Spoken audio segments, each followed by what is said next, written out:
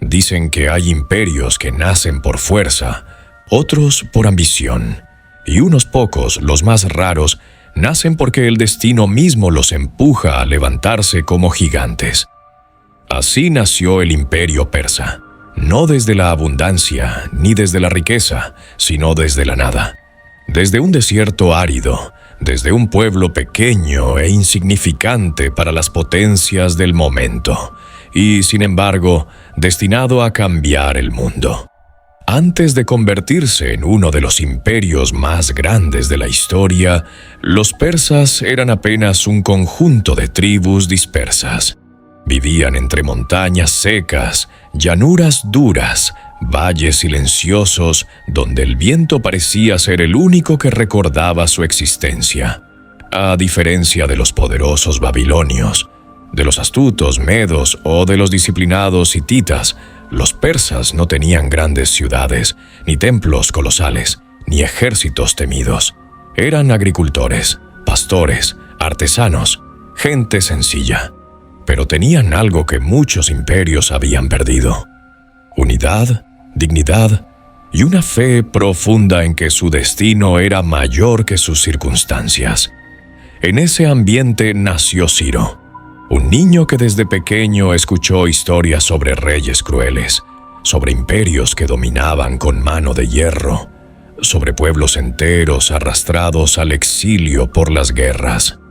Ciro creció escuchando relatos de injusticia, pero también profecías sobre un líder que algún día rompería las cadenas de los oprimidos.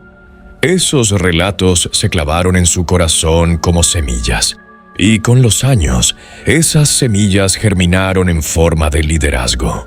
Ciro no fue un hombre común.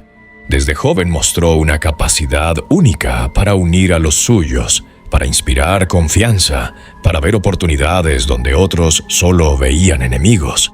Primero unificó a las tribus persas. Después tomó decisiones que nadie se hubiera atrevido a tomar. Desafió a los medos, una potencia mucho más grande que su propio pueblo. Muchos pensaron que sería un suicidio político y militar, pero Ciro no era un líder guiado por la impulsividad. Era un estratega, un visionario, un hombre que entendía que las guerras más poderosas no se ganan solo con espadas, sino con mentes capaces de ver el propósito detrás del conflicto. Derrotó a los medos. No solo los venció, los integró, los convirtió en aliados, en hermanos, en socios de un nuevo reino que ya no sería persa, sino un imperio mixto, fuerte, unido. Y entonces comenzó el ascenso. Los reinos vecinos lo observaron con miedo. ¿Cómo era posible que un pueblo sin gloria, sin historia de poder, sin grandes ciudades, hubiera levantado un imperio tan rápido? Pero Ciro apenas estaba empezando. Su mirada se dirigió luego hacia Lidia, un reino rico e influyente. La victoria fue sorprendente, casi imposible para cualquiera excepto para él. Y cuando muchos pensaron que ya había alcanzado su límite, Ciro hizo lo impensable. Avanzó hacia Babilonia.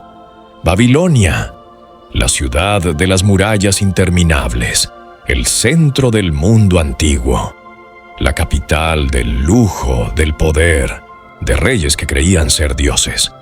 Babilonia, que durante décadas había esclavizado a naciones enteras, incluyendo al pueblo de Israel. Una ciudad que se consideraba eterna, inexpugnable, invencible. Pero Ciro no usó fuerza brutal, no destruyó las murallas, no arrasó con el pueblo. Entró con estrategia, dividiendo el agua del río y entrando por caminos que nadie imaginaba. Babilonia cayó, pero no ardió en llamas. No fue destruida, fue conquistada con sabiduría, y allí ocurrió lo que definió para siempre la memoria de Ciro. En vez de esclavizar, liberó. En vez de destruir, restauró. En vez de aplastar templos ajenos, los devolvió a sus pueblos. Permitió que los hebreos regresaran a Jerusalén. Devolvió objetos sagrados, restauró derechos, brindó libertad religiosa. terminó con el exilio babilónico. Por eso la historia lo recuerda como Ciro el Grande, no por cuánto territorio conquistó, sino por cómo gobernó. Fue un conquistador, sí, pero también un libertador. Tras su muerte, el imperio no colapsó.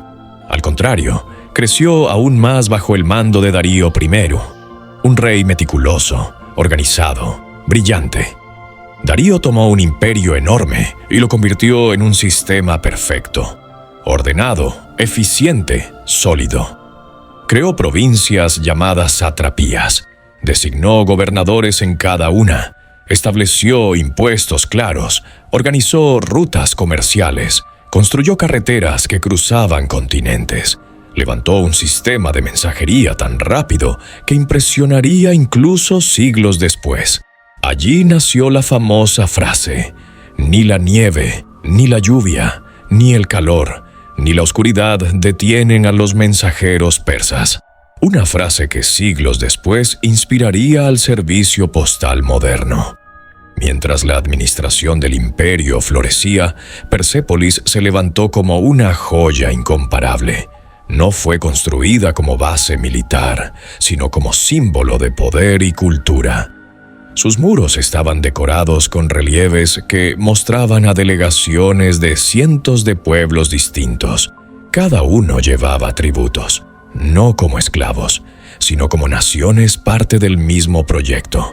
Era un imperio donde convivían culturas, religiones, lenguas y tradiciones. Un imperio que, en vez de destruir identidades, las conservaba. Por eso muchos reinos preferían unirse a Persia antes que luchar contra ella. Pero incluso el gigante más grande enfrenta enemigos. Y el enemigo de Persia fue Grecia. Un conjunto de ciudades pequeñas, divididas, en constante conflicto, pero unidas por algo que Persia subestimó: la idea de libertad. Las guerras médicas fueron un choque de titanes: Esparta en Termópilas, Atenas en Maratón, la flota griega en Salamina, Platea, Micálides y muchas más.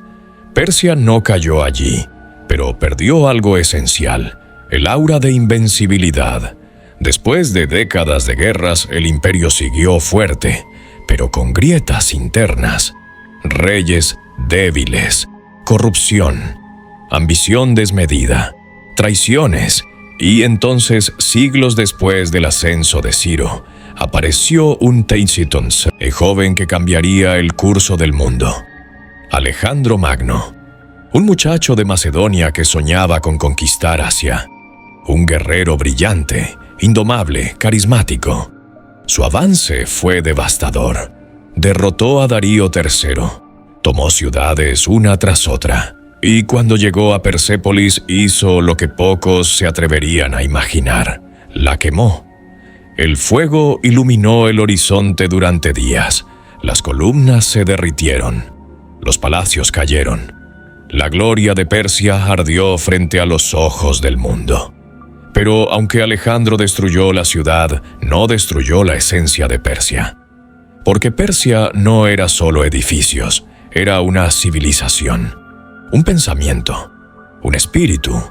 Después de la muerte de Alejandro, los persas resurgieron bajo nuevos pueblos: los partos, los sasánidas y más tarde el Irán histórico.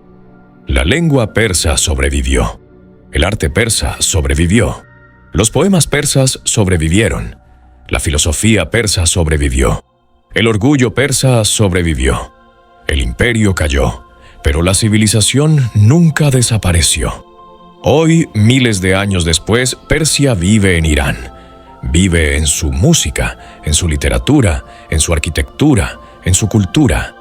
Vive en nombres como Ciro, Darío, Jerjes. Vive en historias que siguen enseñando que el poder sin justicia se derrumba y que la grandeza que nace del respeto permanece. El imperio persa fue más que victorias militares. Fue un puente entre Oriente y Occidente. Fue una escuela de administración. Fue una lección de liderazgo. Fue un recordatorio eterno de que un imperio puede ser fuerte no solo por su espada, sino por su sabiduría. Ciro murió, Darío murió, Persépolis ardió, pero Persia nunca murió. Sigue viva en la historia, sigue viva en la memoria, sigue viva en la humanidad. Y mientras exista alguien que recuerde su grandeza, el imperio persa seguirá de pie, como un gigante que enseñó al mundo que gobernar no es destruir, sino construir.